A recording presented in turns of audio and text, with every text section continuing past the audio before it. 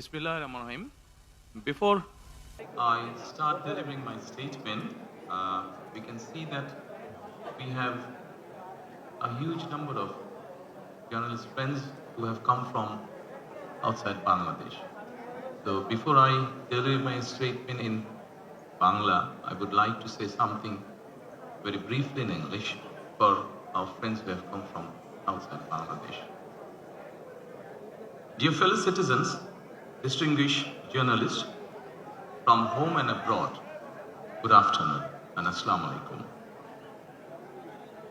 The freedom-loving, pro-democracy people of the country have once again brought victory to the Bangladesh Nationalist Party, BNP. Alhamdulillah.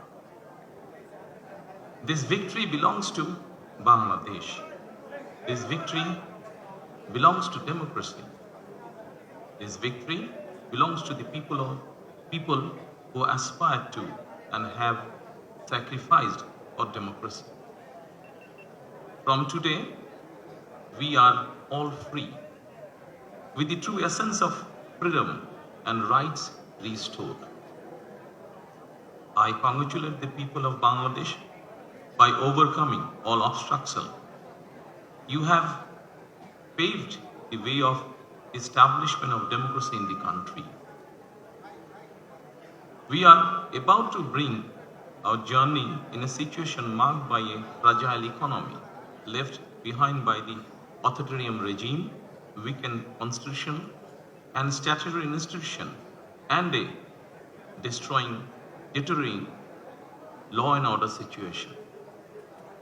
With your spontaneous participation, after more than 1.5 decades, a parliament and government accountable to the people through direct voting are being established in the country. To ensure that no evil force can reestablish autocracy in the country, and to ensure that the nation is not turned into a subservient state, we must remain united and uphold the will of the people. A total of 51 political parties participated in this election, including Jamaat-e-Islami, NCP, Islami Andolan Bangladesh, Jamaat Ulema Islam, and Gano Adhikar Parishad, among others. I extend my sincere congratulations to every political party that participated in the national election, irrespective of the results. In a democratic state and political system, political parties are the true beacon of democracy.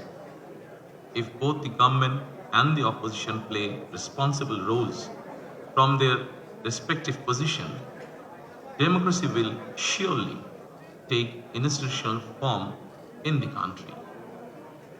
I call upon all democratic political parties that participated in the election. Your ideas and views are important to us in the nation-building process.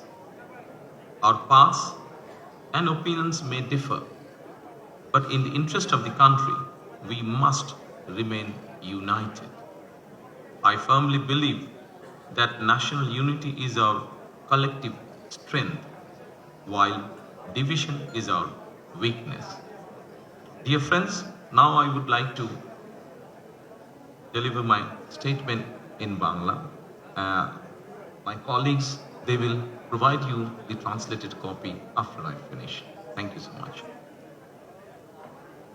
প্রিয় বাংলাদেশী, প্রিয় দেশবাসী, আসসালামু আলাইকুম। দেশের স্বাধীনতা প্রিয় গণতন্ত্র প্রিয় জনগণ আবারও বিএনপিকে বিজয়ী করেছে। আলহামদুলিল্লাহ। এই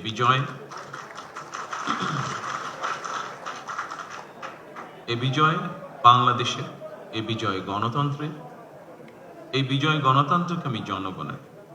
আজ থেকে আমরা সবাই স্বাধীন।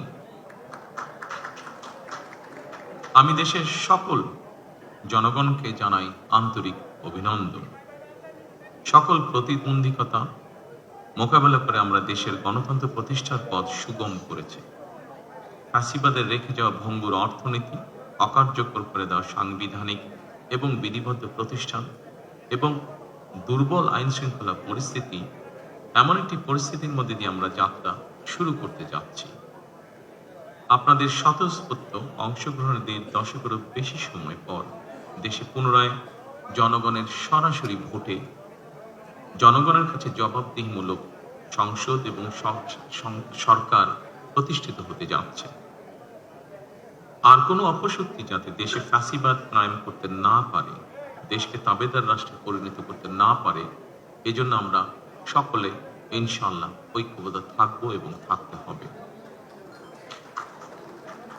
জামাতে ইসলাম, এনসিপি, ইসলামী আন্দোলন বাংলাদেশ, জমিয়তুল ইসলাম, গণ অধিকার পরিষদ সহ 51টি রাজনৈতিক দল এই নির্বাচনে অংশগ্রহণ করেছিল। জাতীয় নির্বাচনে অংশগ্রহণকারী প্রতিটি রাজনৈতিক দলকে আন্তরিক অভিনন্দন জানাই। গণতান্ত্রিক রাষ্ট্র এবং রাজনীতিতে রাজনৈতিক দলগুলো মূলত গণতন্ত্রের বাতিঘর। সরকার এবং বিরোধী দল যে যার অবস্থান থেকে দায়িত্বশীল ভূমিকা পালন করলে অবশ্যই দেশে গণতন্ত্র প্রাতিষ্ঠানিক রূপ পাবে বলে আমরা দৃঢ়ভাবে বিশ্বাসী। নির্বাচনে অংশগ্রহণকারী প্রতিটি গণতান্ত্রিক রাজনৈতিক দলগুলোর প্রতি আহ্বান জানাই, দেশ গঠনে আপনাদের চিন্তা ভাবনা আমাদের কাছে অত্যন্ত গুরুত্বপূর্ণ। আমাদের পথ এবং মত ভিন্ন থাকতে পারে, কিন্তু দেশের সাথে আমরা সবাই এক। আমি বিশ্বাস করি জাতীয় ঐক্য আমাদের শক্তি, বিভাজন আমাদের দুর্বলতা। প্রিয় দেশবাসী, জনমনে সৃষ্ট সকল সংশয় কাটিয়ে শেষ পর্যন্ত দেশে শান্তিপূর্ণভাবে একটি অবাধ, সুষ্ঠু এবং নিরপেক্ষ নির্বাচন অনুষ্ঠিত হয়েছে। এজন্য অন্তর্বর্তীকালীন সরকার এবং নির্বাচন কমিশনকে বিশেষ ধন্যবাদ জানাই। জনগণের প্রত্যাশিত এই নির্বাচন অনুষ্ঠানের জন্য গণতন্ত্রের ইতিহাসে আপনাদের অবদান স্মরণীয় হয়ে থাকবে। নিরপেক্ষ নির্বাচন অনুষ্ঠানের সঙ্গে সংশ্লিষ্ট বিচারিক কর্মকর্তা, জনপ্রশাসন, সশস্ত্র বাহিনী এবং আইন শৃঙ্খলা বাহিনীর সকল কর্মকর্তা, সদস্য এবং রিটার্নিং অফিসার, সহকারী রিটার্নিং অফিসার, প্রিজাইডিং অফিসার, সহকারী প্রিজাইডিং অফিসার এবং পোলিং অফিসার সহ সংশ্লিষ্ট ব্যক্তিবর্গ, আপনাদের আন্তরিকতা এবং দায়িত্বশীল ভূমিকা ছাড়া অবাধ এবং সুষ্ঠু নির্বাচন সম্ভব হতো না। আপনাদেরকে অসংখ্য ধন্যবাদ। এই নির্বাচনে দেশি এবং বিদেশি গণমাধ্যম এবং পর্যবেক্ষকদের ভূমিকাও ছিল অত্যন্ত গুরুত্বপূর্ণ। আপনাদের প্রতিও রইল অকৃত্রিম শুভেচ্ছা। ৭১-এর স্বাধীনতা অর্জনের যুদ্ধ থেকে ২০২৪ সালে দেশ এবং জনগণের স্বাধীনতা রক্ষার যুদ্ধ, এই দীর্ঘ সময় দেশ গণতন্ত্র প্রতিষ্ঠার আন্দোলনে যারা শহীদ হয়েছেন, হতাহত হয়েছেন, যাদের রক্ত মাড়িয়ে কষ্টে সিঁড়ি বেয়ে আজকের এই গণতান্ত্রিক বাংলাদেশ, সেই সকল বীর শহীদদের প্রতি জানাই গভীর শ্রদ্ধা। মহান আল্লাহ দরবারে তাদের মাগফিরাত কামনা করছি। যারা মানুষের গণ অধিকার প্রতিষ্ঠার সংগ্রামে প্রাণ দিয়েছেন, হতাহত হয়েছেন, দেশের গণতান্ত্রিকামী জনগণ আপনাদের ভূমিকাকে গভীর শ্রদ্ধার সঙ্গে স্মরণ করবে ইনশাআল্লাহ। প্রিয় দেশবাসী, জনগণের রায় পেলে বিএনপি রাষ্ট্র মেরামতের রূপরেখা উপস্থাপন করেছিল। অন্যান্য গণতান্ত্রিক দল এবং সারা দেশের জনগণের সঙ্গে মত বিনিময়ের মাধ্যমে ৩১ দফা প্রণয়ন করেছিল। ৩১ দফার আলোকে ঘোষণা করা হয়েছে দলীয় ইশতেহার। একই সঙ্গে কয়েকটি বিষয়ে নোট অফ ডিসেন্ট দিয়ে বিএনপি জুলাই সনদেও স্বাক্ষর করেছে। আমরা জনগণের কাছে প্রতিশ্রুতিবদ্ধ, প্রত্যাশিত প্রতিটি অঙ্গীকার পর্যায়ক্রমিকভাবে বাস্তবায়ন করব ইনশাআল্লাহ। সারা দেশে বাংলাদেশ জাতীয়তাবাদী দল বিএনপির সর্বস্তরের নেতা কর্মী সমর্থক ছাড়াও দেশের গণতন্ত্রকামী জনগণের সামনে আজকের এই সময়টি অত্যন্ত গুরুত্বপূর্ণ এবং আনন্দের। এমন এক আনন্দঘন পরিবেশে আপসীন দেশনেত্রী বেগম খালেদা জিয়ার অনুপস্থিতি আমাদেরকে করেছে ভারাক্রান্ত। রাষ্ট্র ও রাজনীতিতে জনগণের অধিকার প্রতিষ্ঠার এমন একটি গণতান্ত্রিক সময়ের প্রত্যাশায় তিনি ফ্যাসিবাদের বিরুদ্ধে আপোষহীন লড়াই করেছিলেন। স্বৈরাচার কিংবা ফ্যাসিবাদের সঙ্গে কখনো আপোষ করেননি। দেশ এবং জনগণের স্বার্থের প্রশ্নে বরাবরই তিনি ছিলেন অটল, অবিচল। আমরা আল্লাহর দরবারে মরহুমা খালেদা জিয়ার মাগফিরাত কামনা করছি। প্রিয় দেশবাসী, স্বাধীনতার ঘোষকের প্রতিষ্ঠিত বাংলাদেশ জাতীয়তাবাদী দল বিএনপিকে দেশের জনগণ আবারও রাষ্ট্র পরিচালনার ম্যান্ডেট দিয়েছেন। জনগণ বিএনপির প্রতি যে বিশ্বাস এবং ভালোবাসা দেখিয়েছেন, এবার জনগণের জীবন মান উন্নয়নের জন্য নিরলস কাজের মাধ্যমে জনগণের এই বিশ্বাস এবং ভালোবাসার প্রতিদান দিতে আমাদেরকে ঐক্যবদ্ধভাবে কাজ করতে হবে। এবার আমি সারা দেশে বিএনপির সর্বস্তরের নেতাকর্মী সমর্থকদের ধন্যবাদ জানিয়ে বলতে চাই, শত নির্যাতন নিপীড়নের পরও আপনারা রাজপথ ছাড়েননি। গণতন্ত্র প্রতিষ্ঠাত সংগ্রামে অটুট ছিলেন, অনড় ছিলেন। এবার দেশ গড়ার পালা আমাদের। দেশ পুনর্গঠনের এই যাত্রায় আপনি, আমি, আমাদের প্রত্যেককে দায়িত্বশীল ভূমিকা পালন করতে হবে অবশ্যই। আমরা গণতন্ত্র এবং মানুষের অধিকার প্রতিষ্ঠার এই বিজয়কে শান্তভাবে, শান্তির সাথে, দায়িত্বশীলতার মাধ্যমে উদযাপন করেছি। নির্বাচনোত্ত বাংলাদেশে যাতে কোথাও কোনো অপ্রীতিকর ঘটনা না ঘটে, এই জন্য শত উস্কানির মুখেও আমি সারা বাংলাদেশে বিএনপির সর্বস্তরের নেতাকর্মীদের শান্ত এবং সতর্ক থাকার আহ্বান জানাচ্ছি। কোনো অপশক্তি যাতে পরিস্থিতির সুযোগ নিয়ে কোনো অপ্রীতিকর ঘটনা ঘটানোর সুযোগ নিতে না পারে, এজন্য নির্বাচনোত্তর নিরঙ্কুশ বিজয়ের অর্জনের পরও আমি সারা দেশে বিএনপি এবং জোটভুক্ত দলের সর্বস্তরের নেতাকর্মীদের বিজয় মিছিল বের করতে নিষেধ করেছিলাম। আমরা আল্লাহর দরবারে শুকরিয়া আদায়ের মাধ্যমে বিজয় উৎসব পালন করেছি। আমার বক্তব্য স্পষ্ট, যে কোনো মূল্যে অবশ্যই শান্তি এবং শৃঙ্খলা বজায় রাখতে হবে।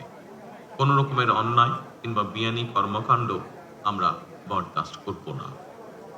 দলমত, ধর্ম, বর্ণ কিংবা ভিন্নমত যাই থাকুক, কোনো অজুহাতে অবশ্যই দুর্বলের উপরে সবলের আক্রমণ আমরা মেনে নেব না। ন্যায়পরায়ণতা হবে আদর্শ। আইনের শাসন প্রতিষ্ঠা করা না গেলে আমাদের সকল চেষ্টা ব্যর্থ হয়ে যেতে পারে। আইনের শাসন প্রতিষ্ঠায় সরকারি দল কিংবা বিরোধী দল, অন্য মত কিংবা ভিন্ন মত, প্রতিটি বাংলাদেশী নাগরিকের জন্যই আইন সমান। আইনের প্রয়োগ হবে বিধিবদ্ধ নিয়মে। নির্বাচনে একে অপরের বিরুদ্ধে কিংবা এক দল আরেক দলের বিরুদ্ধে প্রতিদ্বন্দ্বিতা করতে গিয়ে নির্বাচনের মাঠে হয়তো কোথাও কোথাও নিজেদের মধ্যে ভুল বোঝাবুঝির সৃষ্টি হয়ে থাকতে পারে। তবে এই ধরনের বিরোধ যেন প্রতিশোধ, প্রতিহিংসায় রূপ না নেয়, সে ব্যাপারে সবাইকে সতর্ক থাকার জন্য আমি আন্তরিকভাবে আহ্বান জানাচ্ছি। দেশে গণতান্ত্রিক জনগণের প্রতি আমার আহ্বান, আসুন যেভাবে আমরা গণতন্ত্র প্রতিষ্ঠার লড়াইয়ে ভূমিকা রেখেছিলাম, একইভাবে এবার দুর্নীতি এবং আইন শৃঙ্খলা নিয়ন্ত্রণ এবং জনগণের প্রতি জবাবদিহিতার মাধ্যমে আমরা বাংলাদেশকে একটি নিরাপদ, মানবিক বাংলাদেশ হিসেবে প্রতিষ্ঠার জন্য যে যার অবস্থান থেকে আমরা ভূমিকা রাখি। একটি নিরাপদ মানবিক গণতান্ত্রিক বাংলাদেশ প্রতিষ্ঠার যাত্রাপথে আমি ভিন্ন দল কিংবা ভিন্ন মতের সকলের সহযোগিতা কামনা করছি। বিশ্বের সকল গণতান্ত্রিক শক্তি, সকল প্রবাসী বাংলাদেশী এবং দেশের স্বাধীনতা প্রিয় জনগণের প্রতি আবারও বিজয়ের অভিনন্দন এবং ধন্যবাদ জানিয়ে আমার বক্তব্য শেষ করছি। আল্লাহ হাফেজ। বাংলাদেশ জিন্দাবাদ।